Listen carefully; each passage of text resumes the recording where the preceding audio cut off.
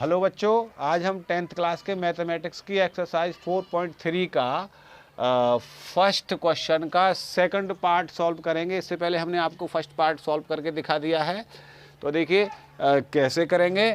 तो ये quadratic equation लिखा हुआ है और देखिए हम जानते हैं एक जनरल क्वाड्रेटिक इक्वेशन को क्या होता है। ये होता है ax² + bx + c = 0। ये होता है। अब इसकी यहाँ कंपेयर करा लें ऑन कंपेयरिंग। तो जब इसकी हम कंपेयर कराएंगे तो a यहाँ से आया 3 और b यहाँ से आया -4√3 और c यहाँ से आया 4। अब इसका डिस्क्रिमिनेंट निकालेंगे। d होता है b² - 4ac और b की वैल्यू है यहाँ -4√3 होल स्क्वायर, -4a की वैल्यू है यहाँ 3 और c की वैल्यू है यहाँ 4।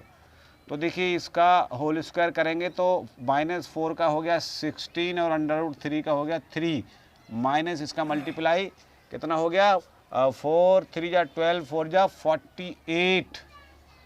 तो ये हो गया यहाँ से, ये भी 48 हो गया और ये भी 48 हो गया। तो 48 में से 48 गया 0 हो गया। तो देखिए यहाँ पर d की वैल्यू हमने 0 निकाल ली है। अब हम जानते हैं कि जब d = 0 हो तो रूट्स कैसे होते हैं, रियल और इक्वल होते हैं। तो क्वेश्चन में ये कहा गया है कि अगर ये रियल हैं तो फिर इन रूट्स को आप फाइंड करिए। तो अब हम फाइंड करने वाला फॉर्मूला लगाएंगे। देखिए हम जानते हैं वी नो दैट, यहाँ से x = -b + -√b² - 4ac/2a, ये फार्मूला होता है। अब इसमें देखिए b की वैल्यू पुट करेंगे। b की वैल्यू कितनी है -4√3। तो माइनस x = माइनस फिर -4√3, ये हो गया। अब प्लस माइनस b² - 4ac की वैल्यू हमने ऊपर निकाली है। तो b² - 4ac जब यहाँ से निकालेंगे तो कितना आ रहा है, b² - 4ac 0 आ रहा है।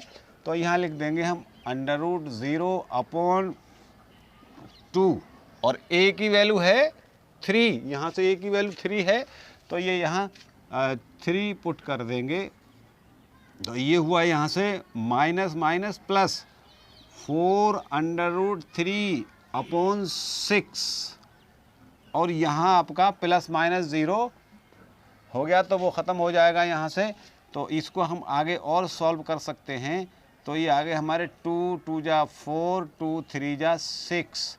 तो ये आ गया यहाँ से 2√3/3, ये x = 0 आ गया है।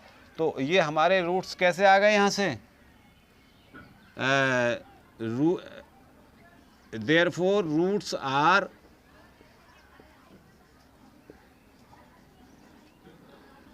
2√3/3 एंड 2√3/3।